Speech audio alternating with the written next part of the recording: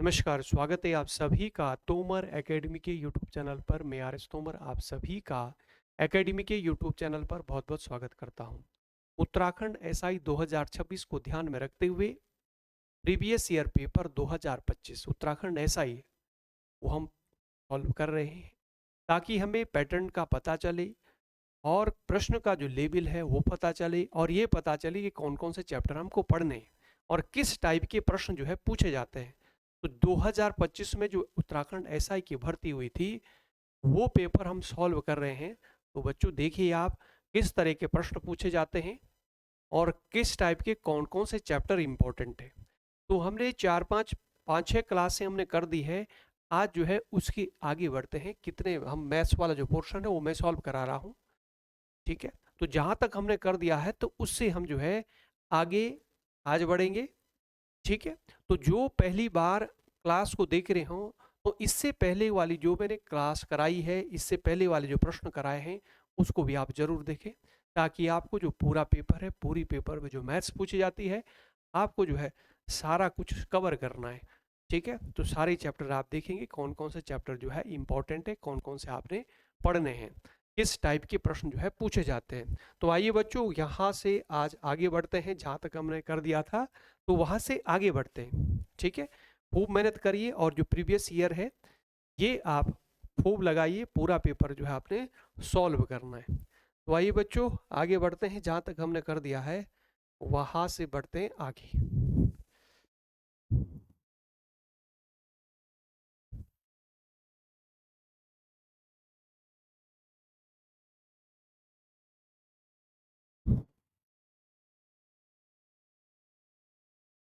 आ जाओ। देखो कल लास्ट हमने छोड़ा था एक व्यक्ति ने की संख्या, ये हमने 238 हमारा हो गया था।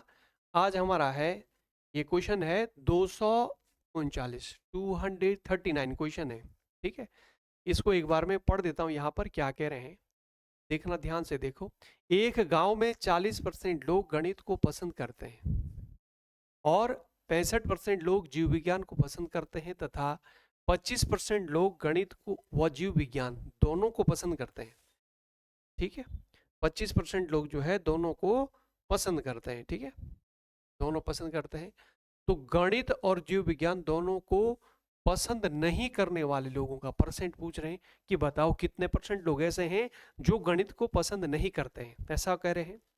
ठीक है, तो यहां पर जब आप इसे सॉल्व करेंगे तो देखना जरा, इसको जब आप सॉल्व करेंगे तो इसमें कह रहे हैं कि जो गणित पसंद करते हैं वो 40% है और बायोलॉजी पसंद करते हैं 65 है और 25% ऐसे जो दोनों सब्जेक्ट को पसंद करते हैं।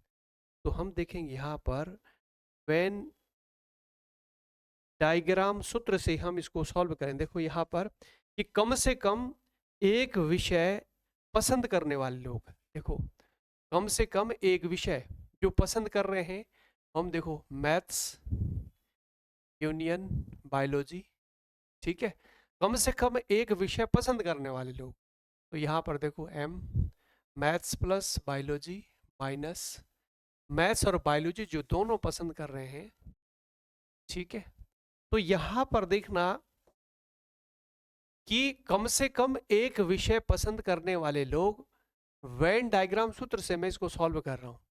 यहाँ पर देखना कह रहे हैं पहली लाइन में कि 40% लोग मैथ्स पसंद कर रहे हैं और 65% लोग जो है वो बायोलॉजी पसंद कर रहे हैं और 25% लोग ऐसे हैं जो दोनों विषय पसंद कर रहे हैं। ठीक है, दोनों मैथ्स भी और बायोलॉजी भी। तो इसमें से देखना सॉल्व करना, कम से कम एक विषय पसंद करने वाले लोग कितने हैं। तो इसको हमने ऐड किया से कितना हुआ 105 माइनस 25 करेंगे तो यहाँ पर हो रहा है 80%। कम से कम एक विषय पसंद करने वाले लोग कितने हैं, 80% है। कम से कम एक विषय है ना, कम से कम एक सब्जेक्ट जो पसंद करने वाले लोग हैं वो कितने हैं, वो कितने परसेंट है, 80% है। कम से कम एक सब्जेक्ट जो पसंद करने वाले लोग हैं वो कितने हैं, वो 80% है। ठीक है, तो यहां पर टोटल में से 80 माइनस कर दो, 100 में से 80 माइनस करेंगे। ठीक है, तो यहां पर बचा आपका 20%, यानी 20% ऐसे लोग हैं जो एक भी सब्जेक्ट पसंद नहीं करते हैं, दोनों में से कोई सा भी सब्जेक्ट पसंद नहीं करते हैं। तो यही पूछ रहे थे कि बताओ कि दोनों में से ऐसे कितने परसेंट लोग हैं, यही तो कह रहे गणित और जीव विज्ञान दोनों में से कोई सा सब्जेक्ट भी पसंद नहीं करते, कितने परसेंट लोग हैं। तो पहले ऑप्शन में 5% दिया है, दूसरे में 10 है, यहाँ 15, यहाँ पर क्या है 20। तो आपका आंसर क्या हो जाएगा, डी हो जाएगा। डी आपका आंसर होगा, यानी आपका 20% लोग ऐसे हैं जो एक भी सब्जेक्ट पसंद नहीं करते हैं, ना मैथ्स ना बायोलॉजी। ठीक है, तो इस तरह से इसको सॉल्व करना है। ठीक है, पहले आपने क्या करा, जो मैथ्स पसंद करते हैं 40% लोग हैं, बायोलॉजी पसंद करते हैं 65% लोग हैं, जो दोनों में से कोई सा नहीं दोनों में से दोनों विषय पसंद करते हो 25%। तो इसको ऐड करा, इसमें से माइनस किया तो 80% आ रहा है। 80% लोग ऐसे हैं जो कम से कम एक सब्जेक्ट पसंद कर रहे हैं। तो 100 में से 80 माइनस किया, कितना बचा आपका 20% लोग जो है एक भी सब्जेक्ट पसंद नहीं करते हैं। आगे आ जाओ, इस प्रश्न पे आ जाओ बच्चे। देखो 40 पारियों में एक बल्लेबाज का औसत 50 रन है, उसका अधिकतम स्कोर उसके न्यूनतम स्कोर से 170 रन अधिक है। यदि इन दोनों पारियों को हटा दिया जाए तो उनका औसत 2 रन गिर जाता है। उनका अधिकतम स्कोर है, उसका अधिकतम स्कोर है। देखो औसत वाला प्रश्न है बच्चों, ठीक है। 40 पारियां कह रहे हैं कि औसत रन 50 है। औसत से ये प्रश्न पूछा गया है। 40 पारियों में औसत 50 है, ठीक है। ये कह रहे हैं कि जो न्यूनतम स्कोर है और अधिकतम स्कोर उसके बीच का डिफरेंस 170 रन है। अगर इन पारियों को, ये बोला यदि इन दोनों पारियों को हटा दें, जो न्यूनतम है और इसको हटा दें, तो औसत कह रहे हैं कि 2 कम हो जाता है। पहले 50 था, 2 कम हो गया 48 हो जाएगा। तो बोल रहे हैं कि उसका अधिकतम स्कोर बताओ, अधिकतम स्कोर क्या होगा। आ जाओ, देखो देखो बच्चों ध्यान देना, हम क्या देखो औसत आप जानते हैं, औसत कैसे निकालते हैं, औसत निकालते हैं कुल योग बटे कुल संख्या, है ना। एवरेज आप जानते होंगे, कुल योग total sum upon total number, यही तो होता है कुल योग बटे कुल संख्या, है ना। Total sum upon total number. तो यहां पर जो औसत दिया है वो 50 रन है। कितने पारियां हैं, टोटल पारियां नीचे लिखना 40 पारियां हैं, ठीक है। S4 लिख दिया हमने, टोटल योगफल S4, टोटल सम S4 लिख दिया। 40 पारियां यहाँ लिखा, एवरेज 50 दिया था, ऐसे लिखेंगे। इसको थोड़ा सा एक सॉल्व कर दो, इसकी मल्टीप्लाई यहाँ करेंगे, 2 जीरो आ गई, 4 पंजी 20 आ गया, 2000 रन। यानी टोटल 40 पारियों का जो टोटल रन हो रहे हैं, 40 पारियों के टोटल रन कितना बैठ रहा है, 2000। यहां तक समझ आया। 40 पारियों का जो टोटल है वो 2000 रन है ना। किसी में 50 बनाए, किसी में 40 बनाए, किसी 90 बनाए, किसी में 100। तो टोटल 40 पारियों का जो टोटल है वो 2000 है। आगे कह रहा, देखो क्या कह रहा है कि जो अधिकतम पारी और न्यूनतम पारी है उसके बीच का डिफरेंस कितना है, 70 रन। जैसे मान लिया कि न्यूनतम रन उसने 100 बनाए, तो अधिकतम कितने बनाए होंगे, x प्लस 170, यही तो बनाए होंगे। अगर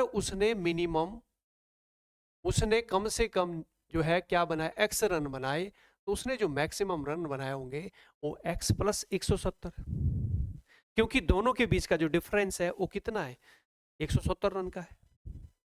तो ऐसे मानेंगे, न्यूनतम अगर x मानते हैं तो मैक्सिमम x प्लस 70 मानना पड़ेगा। अब देखो क्या कह रहा है, उसमें प्रश्न में कह रहा है कि अगर इन दोनों पारियों को हटा दें, दोनों को हटा दिया, तो दोनों को अगर हम हटा देंगे, 40 पारियां थी, 2 पारियां आपने हटा दी, तो कितनी बचेगी यहाँ पर पारियों की संख्या, 38 बचेगी, है ना।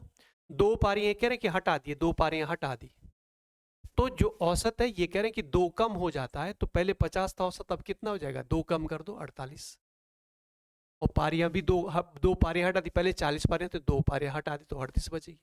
तो इस 38 पारियों का योगफल क्या है, S38 लिखा आपने। इसकी इस लाइन को सॉल्व करो, यही तो कह रहे हैं। देखो प्रश्न बच्चों यही तो कह रहे हैं। देखो यहाँ पर ये बोल रहा है, यहाँ से देखना, यहाँ से क्या कहें, यदि दोनों पारियों को हटा दें, जो न्यूनतम पारी अधिकतम पारी ये हटा दी, तो औसत 2 रन गिर जाता है। यानी 2 रन, पहले औसत 50 था, 2 रन कम हो जाएगा, यानी 48 रह जाएगा। पारियां पहले देखो टोटल 40 थी, 2 पारियां हटा दिया आपने, 38 रह गई, वही तो रखा हमने। तो पारियों की जो संख्या 38 रखी और जो औसत है वो 50 था पहले, 2 कम हो गया, 48 हो गया। यहां तक समझ आया? ठीक, इसको आगे सॉल्व करो।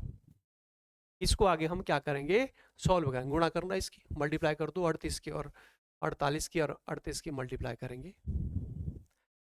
ठीक है, 8 अट्ठे 64 हुआ, 6 8 चौकू 32 और 6 कितना हुआ 38, गुणा कर दो, 3 अट्ठे 24 का 4 2, 3 चौकू 12 और 2 14, कितना हुआ 4 12 का 2 1 8, कितना हुआ 1824, कितना हुआ 1824 हुआ। ठीक है, S38 यानी 38 पारियों का जो टोटल योगफल है कितना आ रहा है 1824। 2 पारियां हमने हटा दी, जो मैक्सिमम और मिनिमम वाली पारियां हटा दी तो 38 पारियां बची। इसका टोटल जो है 38 पारियों का टोटल रन है इतना, 40 पारियों का टोटल ये था, 38 पारियों का टोटल ये है, तो 2 पारियां जो है देखो 40 पारियों का टोटल ये है, 38 का ये है, तो इसमें से 40 पारियों में से ये हटा दो, 38 वाला 2 पारियों का रह जाएगा। देखो इसको मैं यहाँ लिख रहा हूँ, इसमें से माइनस कर दो, ठीक है, यानी 1824 है, इसको माइनस करो। ठीक है, जब 38 पारी आप माइनस करेंगे तो 2 ही पारियां बचेगी ना, जो न्यूनतम और मैक्सिमम वाली पारी है वो बचेगी, इसमें से माइनस करो, कितना डिफरेंस आ रहा है 6, कह 9 में से 7 1, 176 रन। यानी जो 2 पारियां हमने हटाई है उसका योगफल कितना आ रहा है 176। बच्चों यहां तक समझ आया? यहां तक समझ आ गया होगा। जो हमने 2 पारियां हटाई है, ठीक है, 40 में से आपने 38 माइनस किया, ये आ गया, आया समझ? तो यहां पर 2 पारियों का जो योग है वो 176 आ रहा है। अब देखो क्या कह रहा है, देखो ये 2 पारियां कौन सी है, न्यूनतम और मैक्सिमम वाली।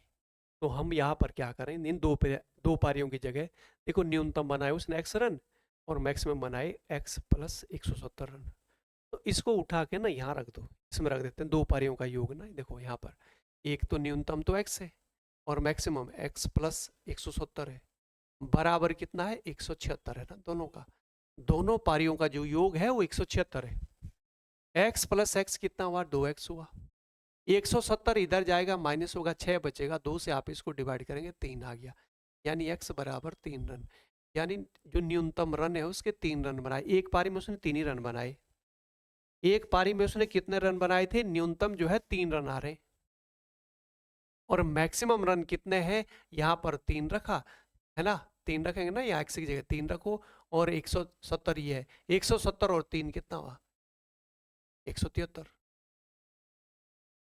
तो न्यूनतम उसके रन, जो न्यूनतम पारी खेली उसने केवल 3 रन की खेली, और जो अधिकतम पारी है वो कितने की खेली है 173 रन बनाए थे। मैक्सिमम पारी उसने 173 रन की करी, और जो न्यूनतम पारी है उसने 3 रन की खेली। पूछ क्या रहा है, प्रश्न पे आ जाओ, देखो क्या पूछ रहा है, ये पूछ रहा है कि उसका अधिकतम स्कोर है, तो अधिकतम उसका स्कोर कितना है 173 है ना, देखो यहाँ 171 ये नहीं है, ये 72 है, ये है आपका आंसर। अधिकतम जो रन बनाए थे उसने कितने बनाए थे 173, यही तो बोल रहा है, ये देखो यहाँ पर 173 अधिकतम है, और न्यूनतम बोलता तो 3, सबसे कम रन की पारी 3 ही पारी 3 रन बनाए थे उसमें, और जो मैक्सिमम पारी खेली उसमें जो है 173 रन बनाए।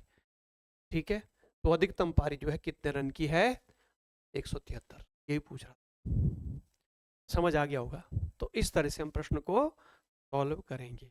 औसत वाला प्रश्न था, आसान है, बस इस तरह से सॉल्व करना है।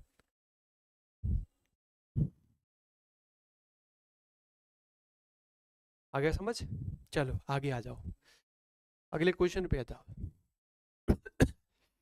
देखो अगला क्वेश्चन है, देखो क्या कह रहे हैं, यदि पहली 5 क्रमिक प्राकृतिक संख्याओं का औसत r रन है और अगली 5 क्रमिक प्राकृतिक संख्याओं का औसत s है, तो इसका मान पूछ रहे हैं कि बताओ क्या होगा। पहली क्रमिक 5 प्राकृतिक संख्याएं बोल रहे हैं, उसका औसत एस आर है, और उसके आगे की फिर अगली 5 का प्राकृतिक औसत एस है। ठीक है, तो पहले देखो औसत वाला, फिर से हम वही लगाएंगे, फॉर्मूला लगाओ। औसत वाला कह रहा ना, तो औसत आप जानते हैं, औसत बराबर क्या होता है, आप अभी देखो, अभी आपने करा था एवरेज बराबर क्या होता है, एवरेज इज इक्वल टू क्या होता है, total sum upon total number ना, यही तो होता है औसत बराबर कुल योग बटे कुल संख्या। तो औसत कह रहा है कि आर है, औसत कितना है, आर है, ठीक है, और टोटल संख्याएं कितनी, 5 है, 5 प्राकृतिक संख्या कह रहा है कि 5 प्राकृतिक संख्याएं उसका औसत आर है। तो 5 प्राकृतिक संख्या कौन सी है, देखो हमने मान ली एक एक्स है, और दूसरी इसके आगे क्या होगी, एक्स प्लस 1 होगी, है ना, ऐसे निकालते हैं ना, और इसके आगे क्या होगी, फिर एक्स प्लस 2 होगी, और इसके आगे क्या होगी, फिर एक्स प्लस 3 होगी, और इसके आगे क्या होगी, फिर एक्स प्लस 4 होगी। ये होगी ना प्राकृतिक संख्याएं। ये है 5 प्राकृतिक संख्याएं। जो 5 प्राकृतिक संख्याएं वो ये है, पहले हमने x मानी, फिर अगली x प्लस 1 होगी, x प्लस 2 होगी, फिर x प्लस 3 होगी। ये क्रमिक है, लगातार। क्रमिक मतलब क्या है, कॉन्सेक्यूटिव, 5 कॉन्सेक्यूटिव नेचुरल नंबर्स। तो 5 लगातार संख्याएं ये है। तो जब आप इसको थोड़ा सा सॉल्व करेंगे, देखो ना, इसकी गुणा यहाँ होगी तो ये हो गया 5r, ठीक है, 5r हो गया ये। यहाँ पर देखो x 1 2 3 4 5, 5 हो गया x, प्लस इसको जोड़ो, 1 3 और 3 6 और 4 10, 10 हुआ, एक तो हुआ, 3 और 3 6 10, 10 हुआ ना, 1 2 3 4 5, ये हो गया। अब यहाँ पर अगर इसको सॉल्व करेंगे, थोड़ा सा सॉल्व कर दो जरा इसको आगे, देखो 5 यहाँ है, यहाँ देखो 5 अगर हम डिवाइड करते हैं, देखो 5 कॉमन ले लिया हमने इसे, तो x प्लस 5 दूनी 10 हुआ, और यहाँ पर 5r है, 5 से 5 कटा, r बराबर क्या रह गया यहाँ पर, x प्लस 2, r बराबर क्या बचा, x प्लस 2। ये यहाँ पर पहला स्टेटमेंट, पहला जो स्टेटमेंट दिया था उसको हमने सॉल्व कर दिया, हमारे पास r की वैल्यू आ गई कि r बराबर x प्लस 2 आ रहा है। अब आगे आ जाओ, देखो दूसरी लाइन क्या कह रहा है, दूसरी लाइन पे आओ, ये बोला कि जो 5 प्राकृतिक संख्या, क्रमिक प्राकृतिक संख्या बोला, क्रमिक मतलब जैसे 1 के बाद 2, 2 के बाद 3, 3 के बाद 4, तो इसको बोलते हैं क्रम, ठीक है। 1 के बाद 5 लिखेंगे, 5 के बाद 10 लिखेंगे, ये क्रमिक नहीं है। अगर पहली आप x मानते तो दूसरी x प्लस 1 माननी पड़ेगी, फिर अगली x प्लस 2, फिर x प्लस 3, ऐसी संख्या माननी, वो क्रमिक है। आ जाओ, फिर बोल रहे अगली 5 क्रमिक प्राकृतिक संख्याओं का औसत ऐसे, देखो यहाँ पे आ जाओ, यहाँ तक तो हमने मान ली, देखो x plus 1, x plus 2, x plus 3, x plus 4, इसके आगे की क्या होगी, इसके आगे की होगी x प्लस 5 होगी 5 इसके आगे लेनी, ठीक है, एक x प्लस 5 होगी, फिर x प्लस 6 होगी, है, फिर एक x प्लस 7 होगी, और एक क्या होगी, x प्लस 8 होगी, और एक क्या होगी, x प्लस 9 होगी, 1 2 3 4 5, एक x प्लस 9 होगी। यहाँ तक लेना पड़ेगा ना आपको। औसत बराबर क्या होता है, कुल योग बटे संख्या, 5 है ये, 5 संख्या, ये तो 5 रखा, कुल योग इसको जोड़ा, योग करा इसका, ठीक है, और नीचे 5 रखा, इसका औसत कह रहे हैं s है, प्रश्न में दिया है s, इसका जो औसत कह रहे हैं, क्या कह रहे हैं कि इसका औसत s है, ये कह रहे हैं। समझ आ रही बात बच्चों, यहां तक समझ आया कि इसका योगफल s कह रहे हैं। इसको सॉल्व कर दो, इसको भी सॉल्व करो, थोड़ा सा करो सॉल्व जरा, दो कितना, इसकी गुणा इधर कर देना, यहाँ पर कितना हो जाएगा, ये होगा 5s, ठीक है, और बराबर ये x x x x कितना हुआ, 5 है ना, 5x प्लस इसको जोड़ो, 5 और 6 11 और 7 18 और 8 18 8 कितना हुआ, 26, 26 और 9 26 और 9 35, 35 हुआ ये। अब देखना 5 से कट रहा है, देखो 5 हमने कॉमन ले लिया, यहाँ पर 5 कॉमन लिया ऐसे, x 5 7 35 हुआ, 5 ऐसे, 5 से 5 कटा, दो, तो s बराबर हमारे पास क्या बच रहा है, x प्लस 7, एस बराबर हमारे पास ये बचा x+7। तो r की वैल्यू हमारे पास x+2 है और s की वैल्यू हमारे पास क्या बचा, x+7 है। तो हमें निकालना क्या है, s की वैल्यू आपके पास है, r की वैल्यू आपके पास है, ठीक है। आ जाओ, निकालना क्या हमें, ये बोल रहा किसका मान बताओ, इसका मान बताओ कि r² - 2rs + s², इसका मान पूछ रहा है ना। अच्छा आप जानते हैं, देखो यहाँ पर ध्यान देना बच्चों, यहाँ ध्यान दो जरा, देखो यहाँ पर ध्यान देना, ये r² + s² - 2rs, चलो इधर ही लिख देता हूँ मैं, इसका मान पूछ रहा है। देखो इसका मान पूछ रहा है, किसका मान पूछ रहा है, ये पूछ रहा है r² - 2rs + s²। ये फॉर्मूला बन रहा है, देखो कौन सा, a² + b² - 2ab, यानी r माइनस एस का होल स्क्वायर, ये बन रहा है, बन रहा है। अगर आप इसे खोलेंगे तो a² + b² - 2ab, यही तो बना, देखो 2rs, ठीक है। a की जगह r है, b की जगह s है, तो a² + b² - 2ab, 2rs, यही तो बना। तो यानी इसको जो है उठा के हम क्या रख सकते हैं, इसको हम ऐसे रख सकते हैं r माइनस एस का होल स्क्वायर, ठीक है। या ऐसे भी आप रख सकते हैं कि s माइनस आर, बड़ी संख्या, देखो बड़ी संख्या अगर हम ऐसे रखें, क्योंकि बड़ी s की वैल्यू ज़्यादा x+7 है, तो हम ऐसे रख सकते हैं s + r, है ना, x+r का स्क्वायर, होल स्क्वायर। जब आप इसको खोलेंगे a - b का whole square, a² + b² - 2ab। तो यहाँ पर आ जाओ, s की वैल्यू हमारे पास ये दे रखी है, यहाँ कितनी है x+7, और r कितना है, r ये है, देखो यहाँ पर x+2, ठीक है। r कितना है, x+2, यहाँ ध्यान देना ब्रैकेट लगा नहीं, यहाँ पर ऐसे, इसको ऐसे लगाओ ब्रैकेट, इसका होल स्क्वायर, इसके ऊपर स्क्वायर है ना, ऐसे ब्रैकेट लगा दी, तो ये अंदर जाएगा, देखो ये माइनस हो गया, ऐसे ऐसे माइनस हो गया, ये चिन्ह माइनस हो जाएगा, देखो ऐसे, ये सिखा रहा हूँ मैं आपको कैलकुलेशन, ठीक है। x+7, तो यहाँ पर क्या होगा, ये कट जाएगा, देखो देखो ये माइनस का x है, प्लस का x कट गया, यहाँ पर प्लस का 7 है, माइनस का 2 है, 7 में से 2 घट गया, कितना बचा, 5, और वो इसके ऊपर स्क्वायर है, 5 का स्क्वायर कितना होता है, 25। तो आपका आंसर क्या बना, 25 बना, आंसर क्या बना, 25। तो आपका आंसर बनेगा 25, आ जाओ, चलो आंसर आपका बना क्या, 25 बना आपका आंसर। देखो इसमें ऑप्शन है, पहला ऑप्शन 42 दिया, ये नहीं है, दूसरा 35 दिया, ये नहीं है, 85 दिया, ये नहीं, ये है option, option C, option D दिया है 25। तो आपका आंसर क्या बनेगा, 25 बनेगा, ये ऑप्शन डी है, ठीक है। यहां पर जो है 25, ये आपका आंसर होगा। आई बात समझ। तो बच्चों इस तरह से हम प्रश्न को सॉल्व करेंगे, आगे आ जाओ। अगला क्वेश्चन पढ़ो जरा, ये पढ़ो बच्चों, ये पढ़ो पढ़ो, करो जरा, ट्राई करो जरा, क्या कैसे करेंगे, पढ़ना जरा एक बार, पढ़ो इसको जरा, क्या कह रहे हैं।